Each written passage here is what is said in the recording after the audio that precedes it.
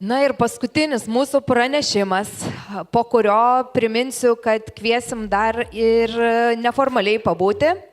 Stuart Vyse, elgsenos mokslininkas, mokytojas, rašytojas, kuris kalbės tema Uncertainty Everywhere, How do people deal with it. Tai slaido kviečiu klausimus užduoti anglų kalba ir tikiuosi irgi turėsime laiko trumpai diskusijai.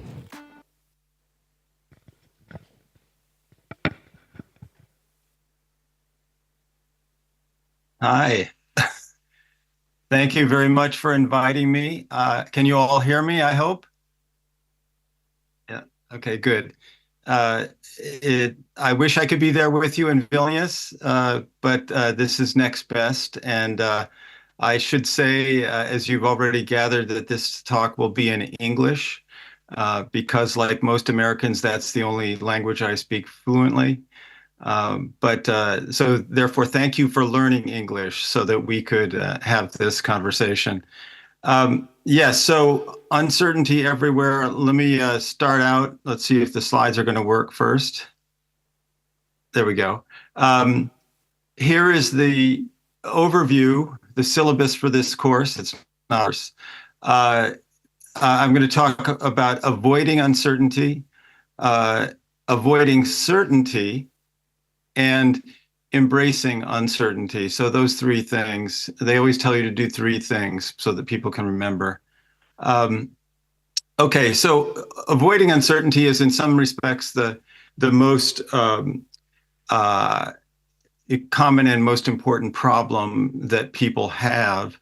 And I'd like to start with a very big picture. Why not begin at the very beginning?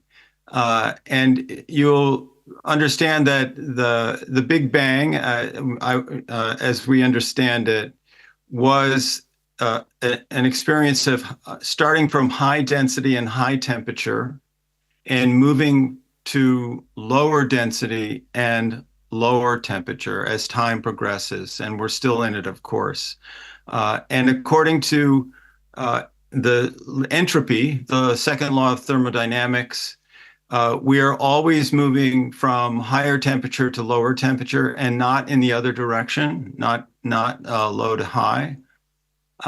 And we're also moving from relative order to relative disorder, and not the other way around. When you put cream in your coffee cup, it diffuses, becomes disordered, and it's a one-way process.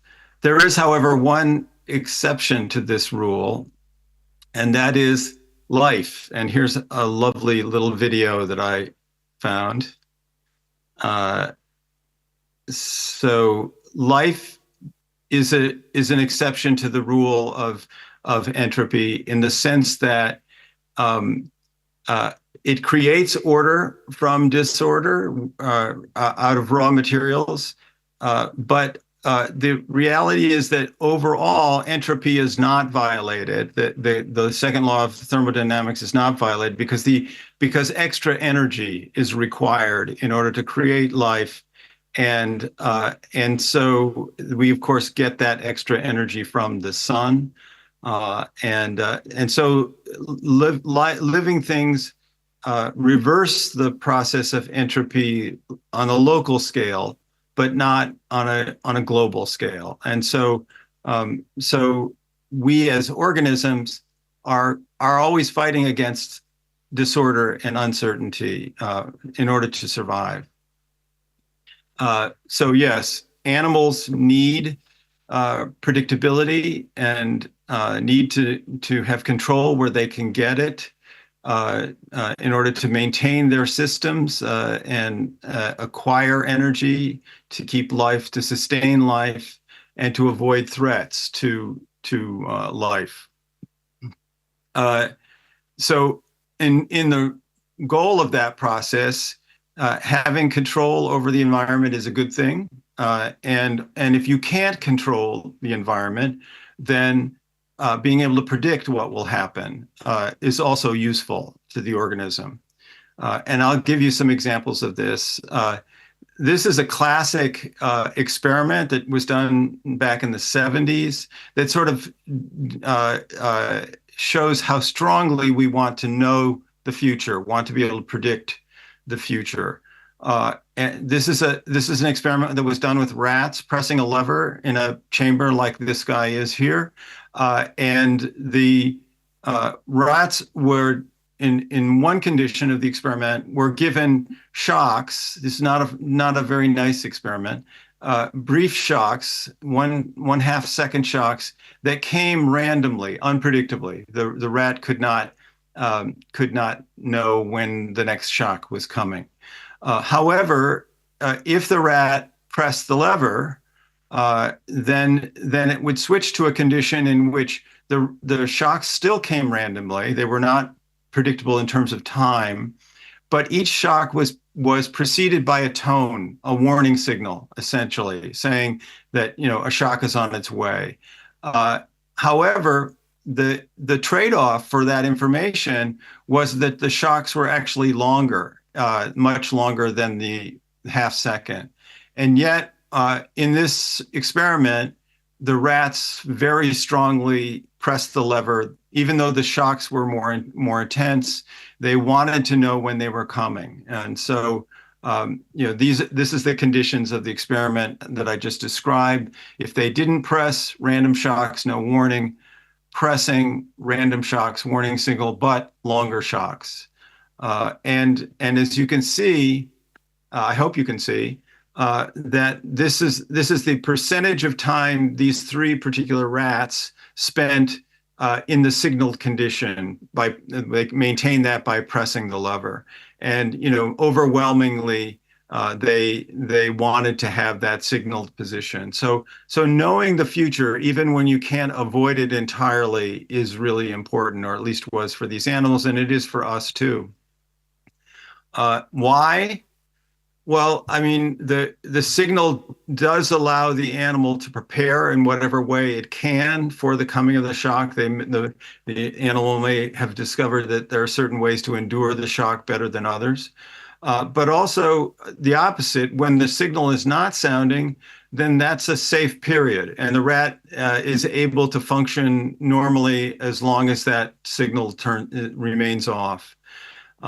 And what I would argue is this little parable, this little story of the rat and the shocks is not very much different than us. We are very much like the rats. We want to control things when we can, but if we can't control them, then we want to know what's happening. And so, taking the human species, again, big picture, taking the human species back to the beginning of time, the ancient world was a very scary place. We had no understanding of how the weather worked, and yet we were really dependent on the weather for crops and other things.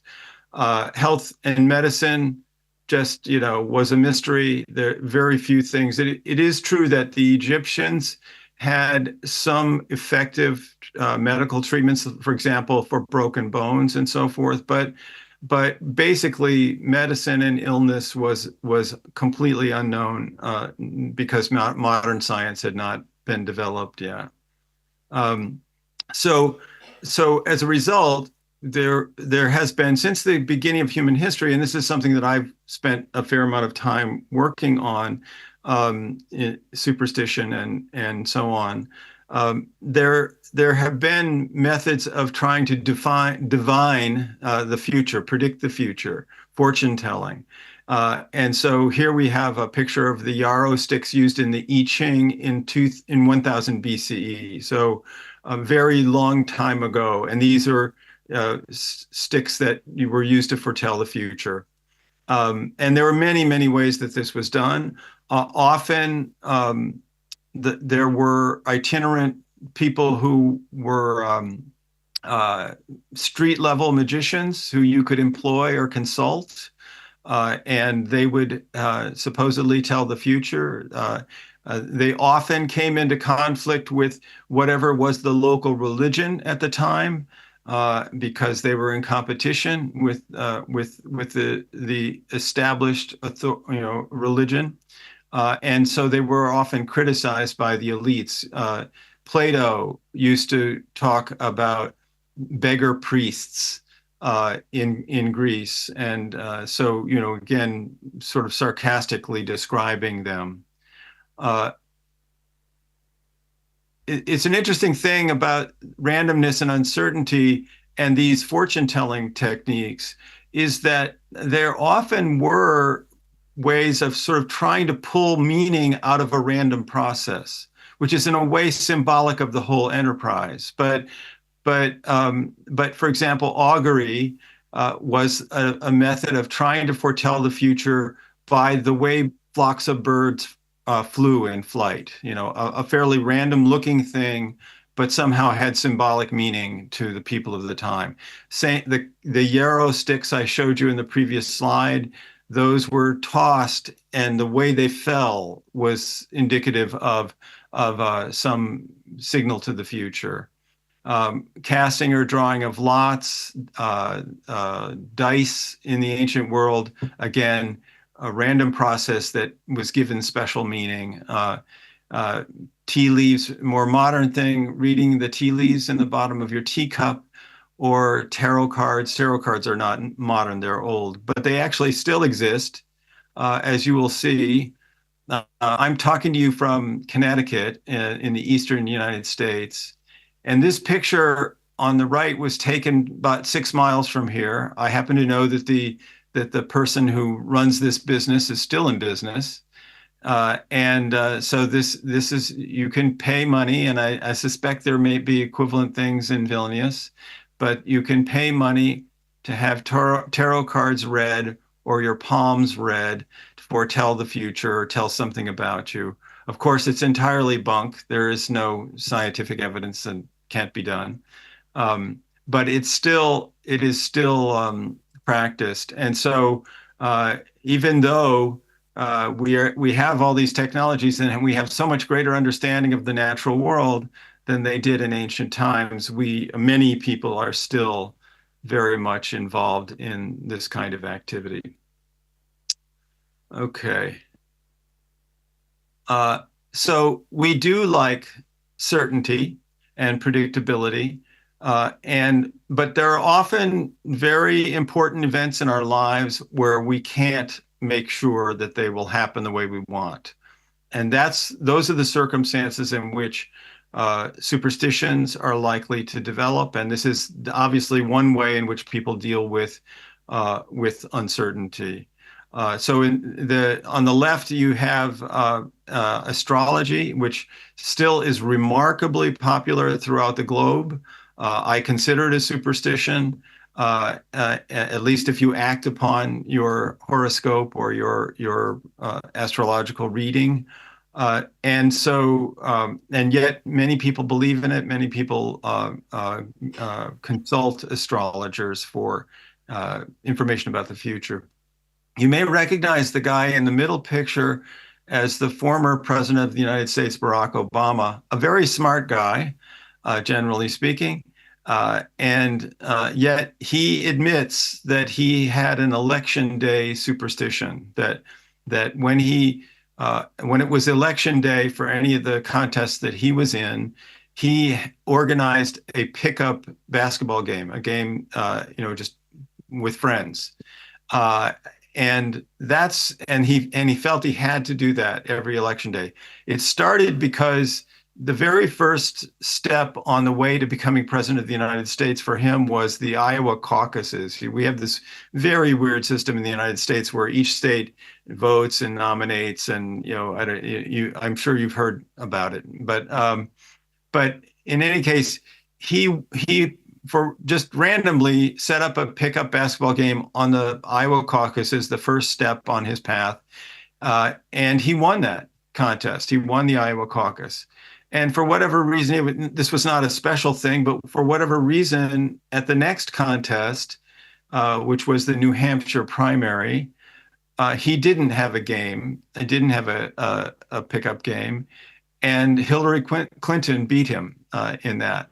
And so from that time on, every single election, including both of his presidential elections, he organized a pickup basketball game. And on the election days for the general election, he often invited professional basketball players to play with him and so forth. It's sort of fun. But he admits openly in his autobiography that this was a superstition. And of course, on the right, you may recognize this is a Turkish Nazar, the beautiful glass blue thing, and the Hamsa, or sometimes it's called the Hand of Fatima.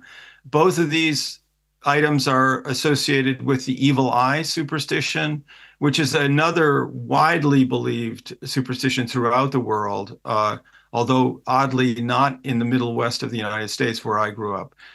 But in any case, the evil eye, as you're probably aware, is an envy-based superstition, often associated with the birth of a child or with your health or something. But the idea is that a person who has the evil eye can look at someone and do harm simply by looking. And so the purpose of these items is to distract the evil eye away. You notice that there is an eye shape in both of them, and distract the evil eye away, and in some cases maybe reflect it back at the person who sent it. It's a fascinating superstition. It's practiced in very different ways throughout the world, but it's ancient and continues to be quite widespread. I think it's supported in part by the business angle of selling these charms. But in any case, so we are, many people are superstitious. And I suspect fewer people in the room with you than in the average population. And I don't count myself as being superstitious, but I've enjoyed studying it for many years. The sources of superstition, there are various kinds of superstitions that we encounter. The most common ones, the ones that everyone knows, are what we call socially shared superstitions, and the number 13, evil eye, black cats, spilling salt. In Asian cultures, the number 8 is considered lucky, and the number 4 is considered unlucky. These are things that you basically learn by breathing the air. If you grow up in the culture, you're going to end up knowing them, and for the most part. But it's also true, and I think a very powerful force is your family. The extent to which your parents demonstrated their belief in superstition is a big influence on whether you become one or not, or become superstitious or not, not become a superstition. But but in addition to those sort of culturally transmitted ones, people have personal superstitions, and this is kind of an interesting separate angle. I think you sort of have to be the kind of person who can entertain the idea of luck and superstition to begin with in order to have this.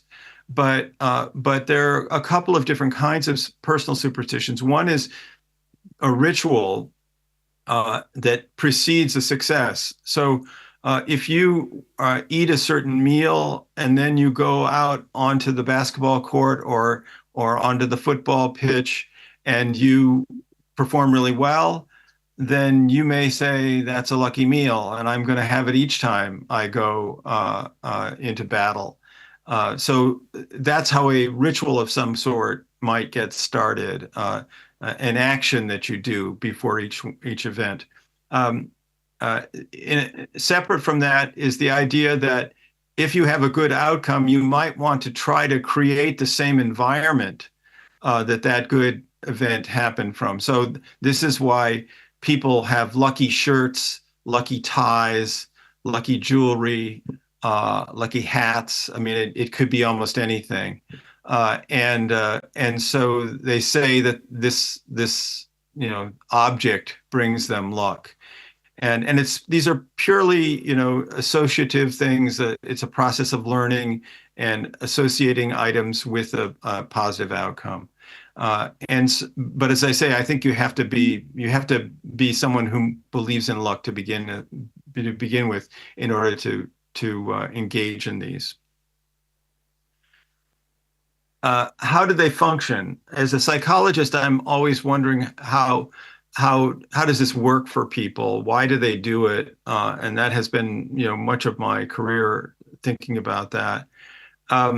One aspect of a superstition is it provides the illusion of control. In these circumstances where you don't really have full control, the mere act of doing something that is aimed at that goal, even if it can't affect what's happening, gives you a sense of control. And that psychological feeling that you are doing something to make the happy event happen is psychologically appealing, and people are drawn to do that.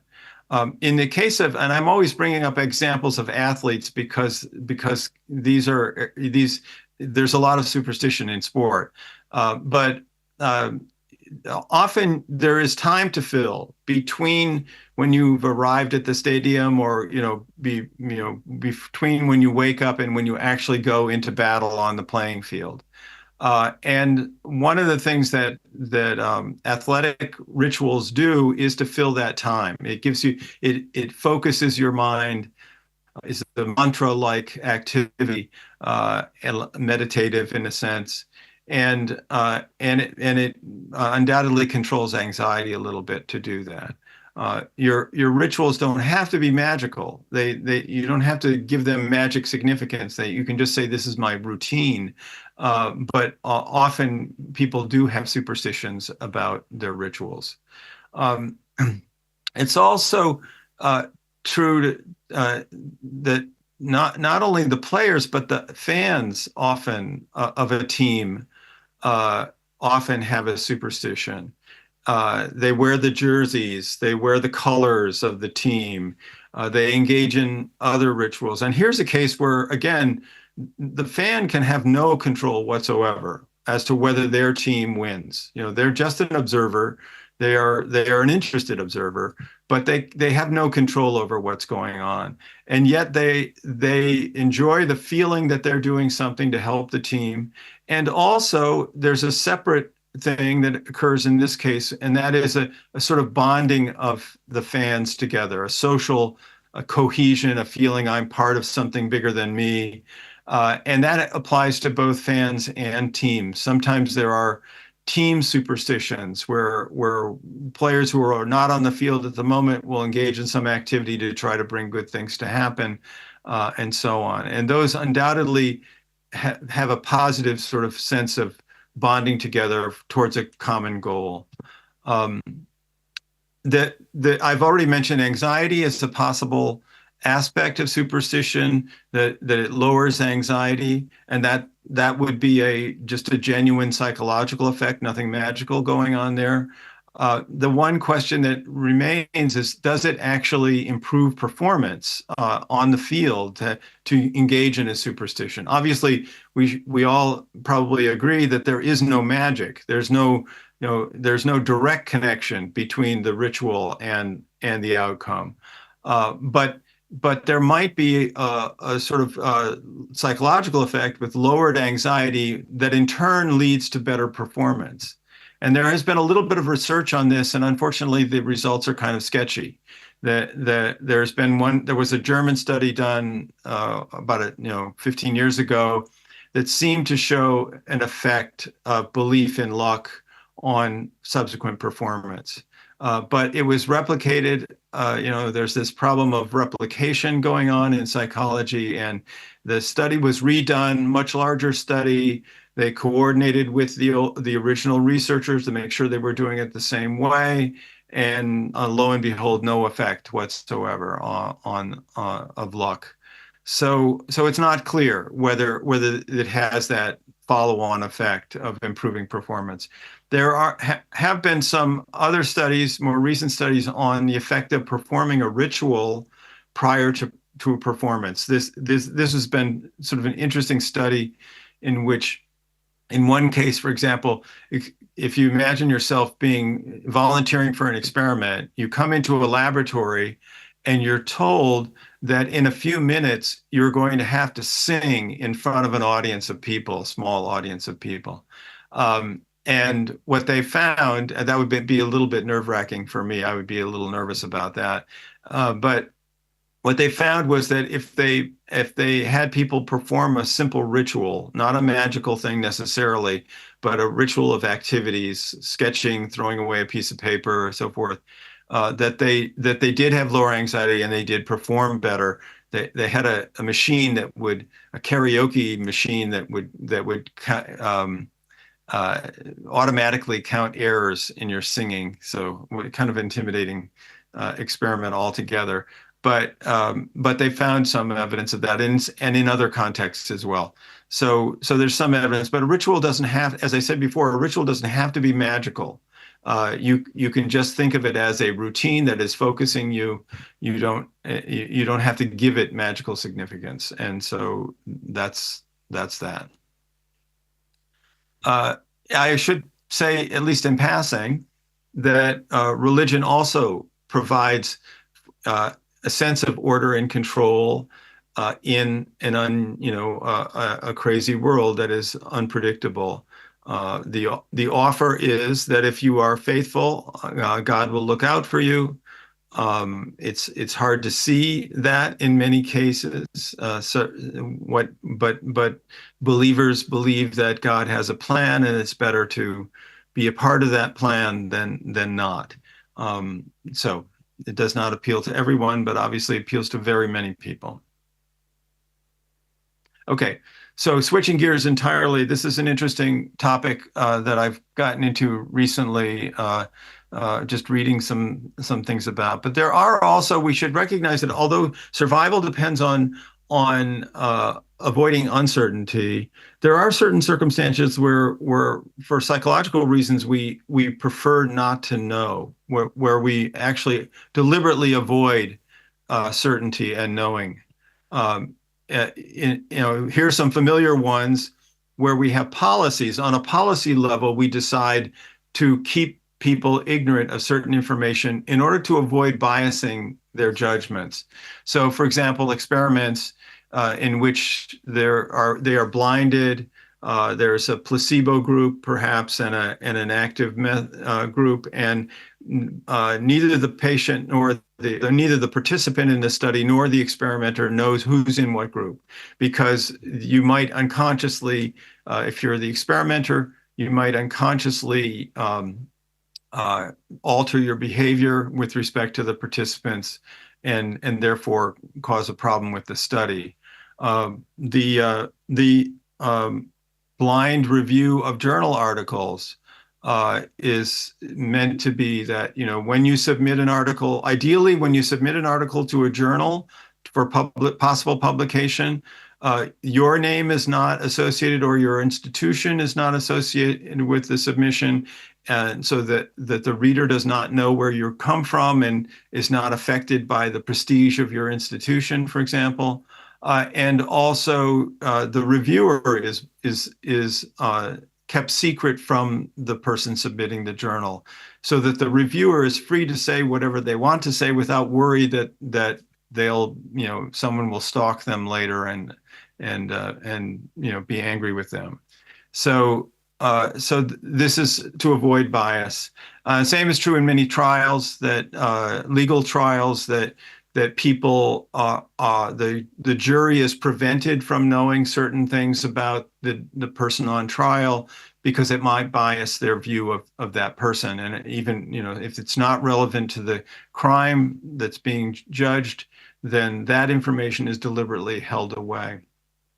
But excuse me? Okay. All right. Well, I'll go quickly. But the more interesting situation is that when you choose, you have the opportunity to know, but you choose not to. So this is generally called deliberate ignorance. And it's often the case that people choose not to know.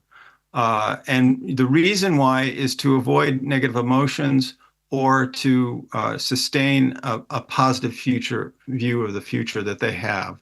And they don't want that crushed by bad news.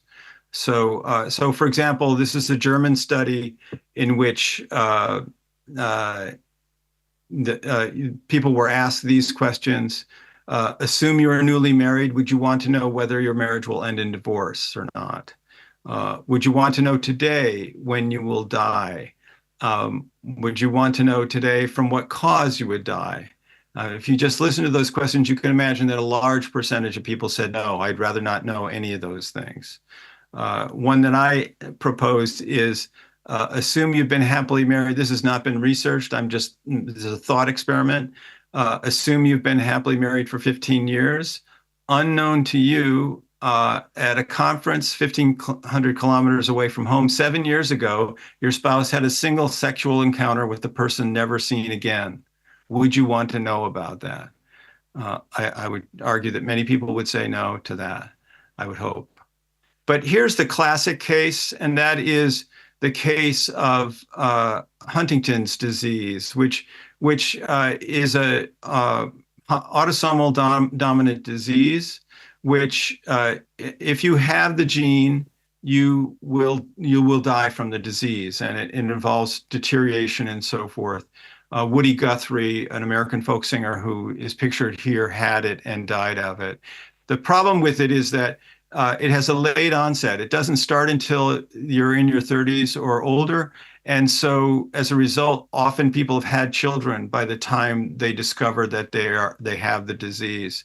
And there is no cure, absolutely no cure. It is a 100% death sentence if you have it. But today there is a test. Now we have a test.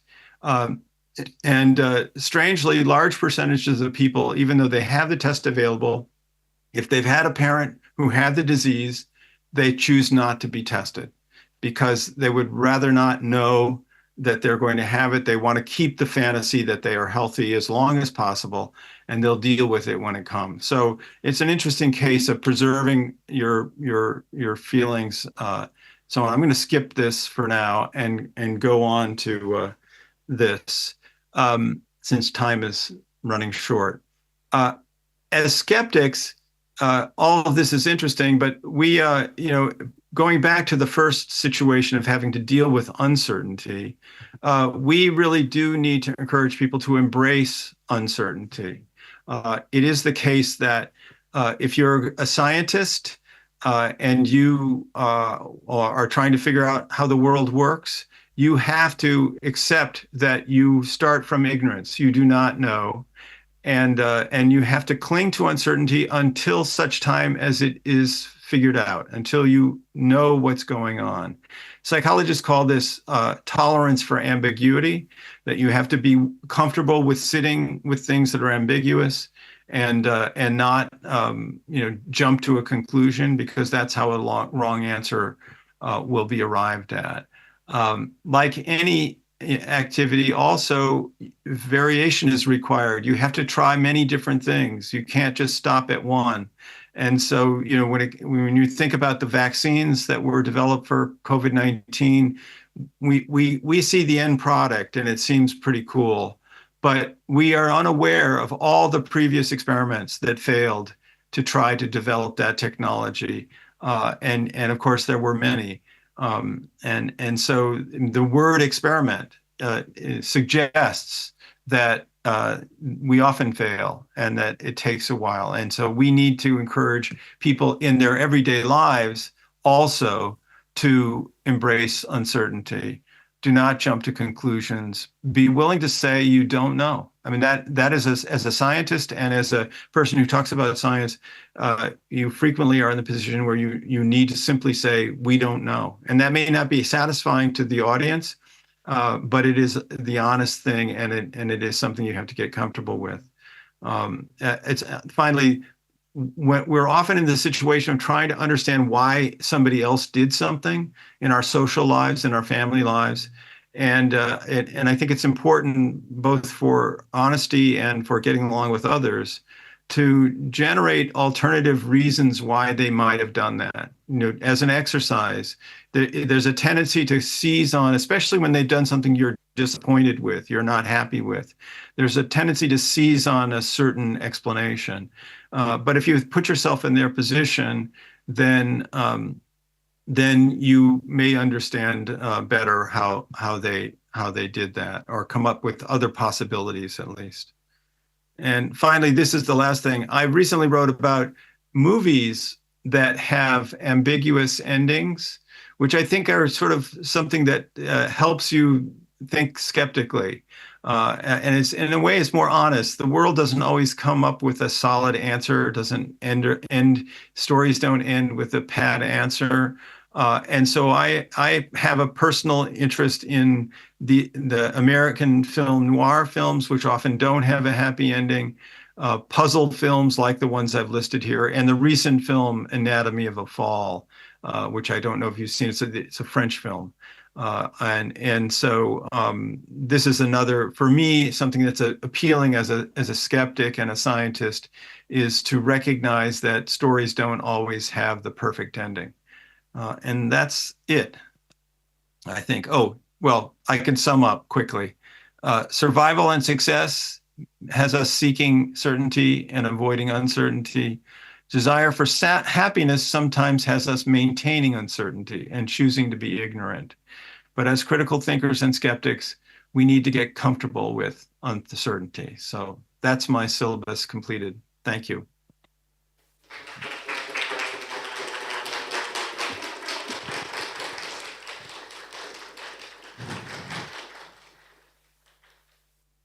Thank you very much.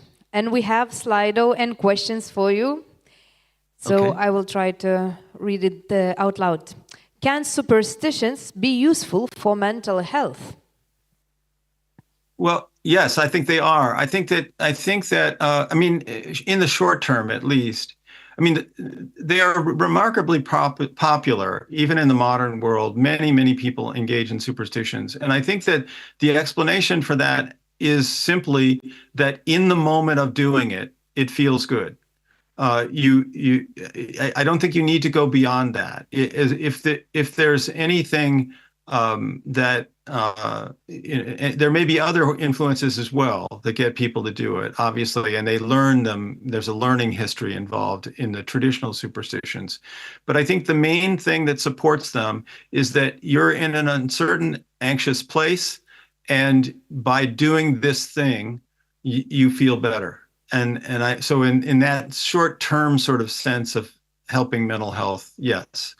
Whether it has more implications than that, I don't know.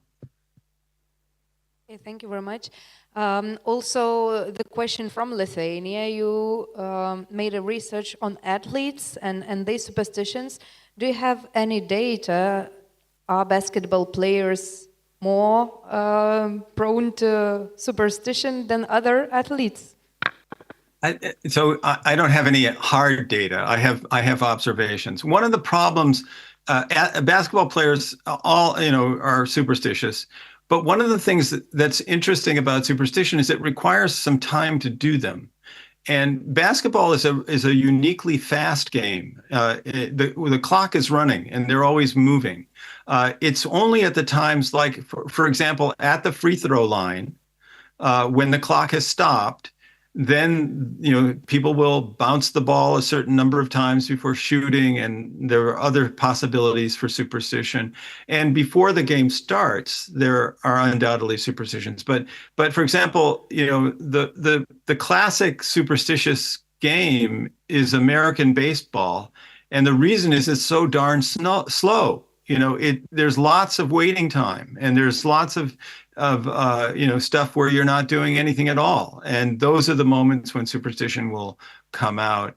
But all sports have them. Goalies in both hockey and football are supposed to be very superstitious because they do a lot of waiting, so The thing about basketball is the speed of the game. There's just no opportunity to exercise a superstition except at those times when the clock is stopped.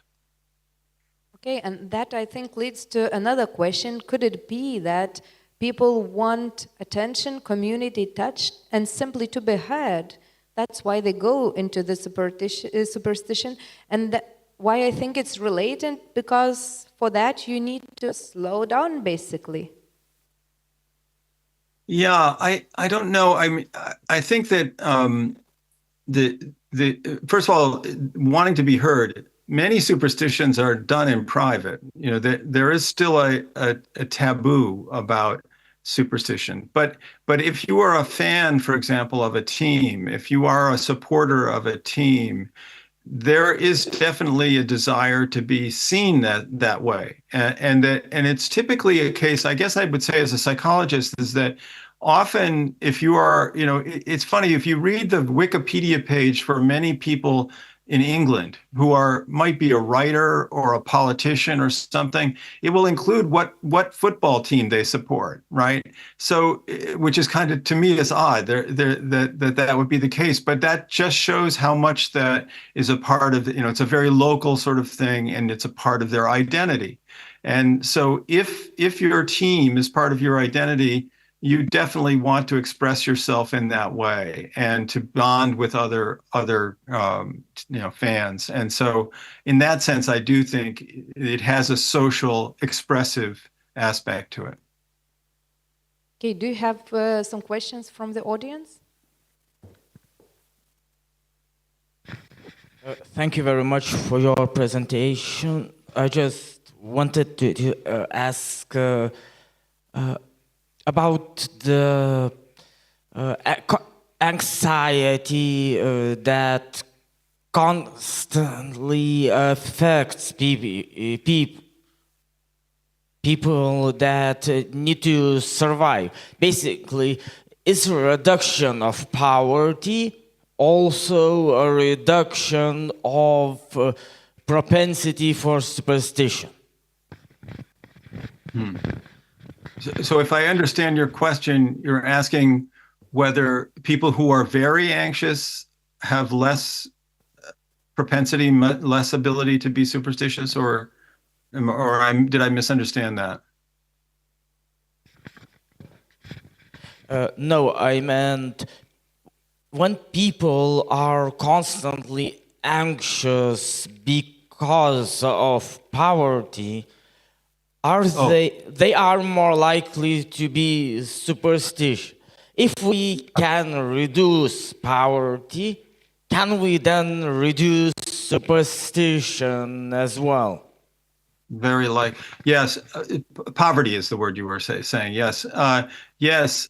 I think that's true. I mean, as I said, the main, if there's a main idea behind superstition, it is to, in normal circumstances, it is to seize control, is to have some control over a world that you don't normally have control over, and so feeling more powerful, which could be brought about by being more financially secure, having more education, and so forth. Those things will undoubtedly, I think, lead to less superstition. It won't eliminate them to altogether, but by giving people alternative ways to control their world, through more ability to control your own environment, for example, that will, I would imagine that it would affect belief in superstition. We don't have any real experiments along those lines, of course, but it makes sense to me. A question from a teacher, please. If superstition gives a lot of psychological relief and security in the world, does this mean that propedeutics or didactics of scientifically valid information should also be framed, should also be given to the young audiences or adult audiences as a kind of consoling orientation, sense-giving in the life? Well, I think you're making a contrast between superstition as false and science or reason as true information, and is there a way to make true information as equally consoling as superstition? Is that a fair statement of the question? Yes. Okay, good. Well, so I mean, I think it does help. I mean, again, if you take the ancient view, we do have much more understanding of how weather works and so forth. And so in terms of teaching, I think the process is to remind people that the reason we know about the weather and about medicine is because of science, and that science is behind it. That whether that that's going to be a longer term proposition. Superstition has the advantage of providing its comfort in the moment, right at that time when you need it, right? And so unfortunately, that's a different feature of the two things.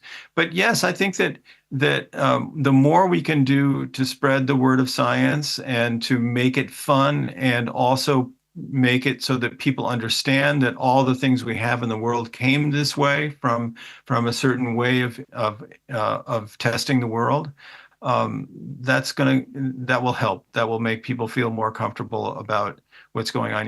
There's something about technology. It's almost like magic, right? If you don't understand how it works, it's like, what is this? And so it may very well be that if we do a better job of telling the story of these things, that people will feel better about the world in general. That would be a great thing if it happened. Could it be that addictions and superstitions can be linked together, or there is a link between them? Because I personally saw a lot of addictive behavior being almost superstitious, or superstitious beliefs leading to addictive behavior, particularly in culture where, for instance, some addictive substances are used to say that now we will win if we do this, or if we buy something that might be illegal, it will lead to something else. Yeah, well, I mean, what they have in common is a learning history, right? That you take it and you feel what it you take it or you do it, and you feel the result. And so they do have that in common. And it may also be the case that the person who's willing to accept the false belief of a superstition is also willing to entertain false beliefs about addictive substances, and that it's not so much that one interacts with the other, but they're both drawing upon the same weakness of not a rational view, and also a priority for the immediate effect, which is true in both addiction and in superstition. So they have that in common, but I don't know that we have any hard data on what that relationship is or how it works, but there is that learning aspect that is very common to them. Okay, thank you, Stuart Vyse. Thank you. It was a pleasure being with you. Thank you very much. Thank you.